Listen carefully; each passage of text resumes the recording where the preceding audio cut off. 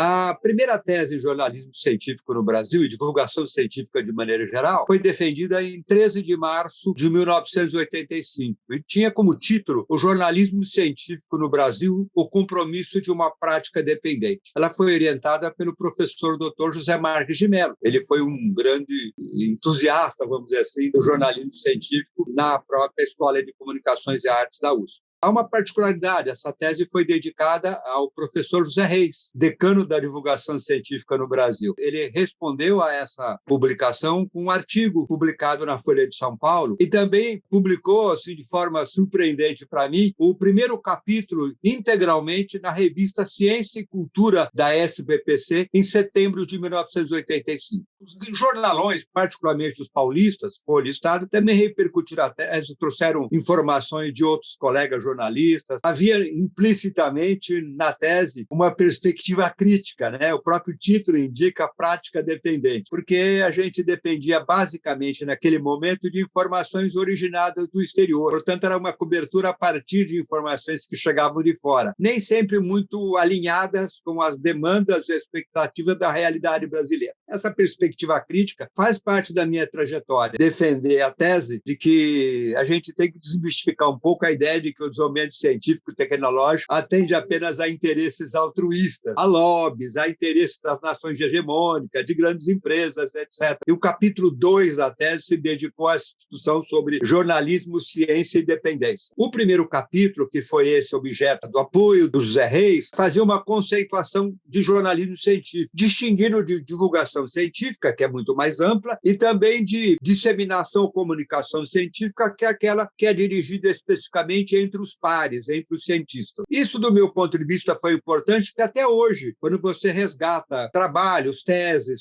sobre jornalismo científico, essa conceituação é apropriada. Qual era o contexto nessa época? Nós tínhamos como principais temas, como sempre acontece, hoje na pandemia isso se manifesta, medicina e saúde. E havia um fato importante. Era o momento em que ocorriam os primeiros casos de AIDS no Brasil. E essa cobertura, inclusive, foi, como costuma acontecer, e costumava mais ainda naquela época, a uma visão bastante preconceituosa. Alguns veículos, especialmente os sensacionalistas, se referiam à AIDS como a peste gay. E havia toda uma cobertura fragmentada, equivocada, preconceituosa com respeito à AIDS. Além disso, havia uma cobertura importante das viagens espaciais. Foi o momento em que a primeira norte-americana foi para o espaço. Houve também um fato importante nesse momento, e a gente registrou na tese, que era um fake news emblemático da área de ciência. A revista New Science, em 1983, divulgou, perto do 1º de abril, uma notícia que era uma piada, dizendo que 2 biólogos numa universidade de Hamburgo, alemã, haviam feito uma descoberta pioneira, o cruzamento de células vegetais e animais. Um tomateiro que dava um fruto que era metade proteína animal, metade vegetal, que ficou conhecido com o nome de boi mate. Era uma brincadeira, a informação dava várias pistas, Universidade de Hamburgo, para lembrar de hambúrguer, os 2 biólogos, os sobrenomes eram McDonald's, outra era também de uma rede de fast food e tal, e foi publicada pela Veja. Não percebeu que era uma farsa, publicou, evidentemente, na sua editoria de ciência e tecnologia, a fake news foi descoberta. Os jornais brasileiros, particularmente, começaram a zombar da Veja. E a Veja só foi desmentir publicamente depois de 2 meses. É uma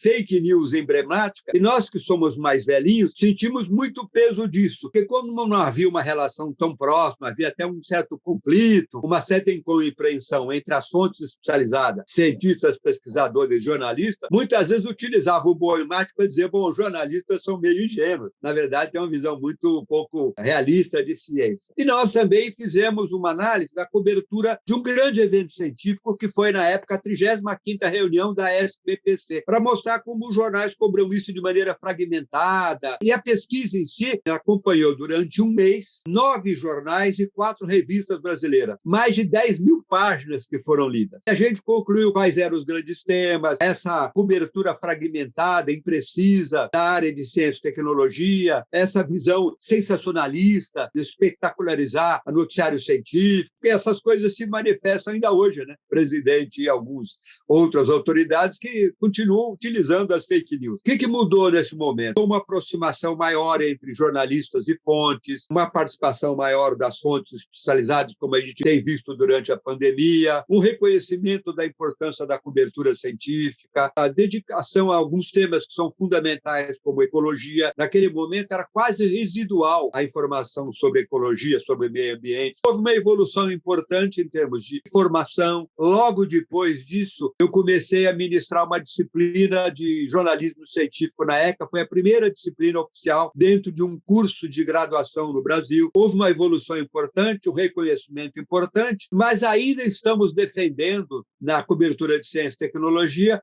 uma atenção maior às ciências sociais aplicadas, às ciências humanas. As ciências humanas continuam, como era naquela época, desprestigiadas, vamos dizer assim. Nós temos hoje vários grupos de pesquisa, o número de dissertações e teses aumentou bastante. Eu mesmo orientei alguma coisa em torno de 50 dissertações e teses sobre divulgação científica e jornalismo científico, tanto na USP como na Universidade Metodista de São Paulo.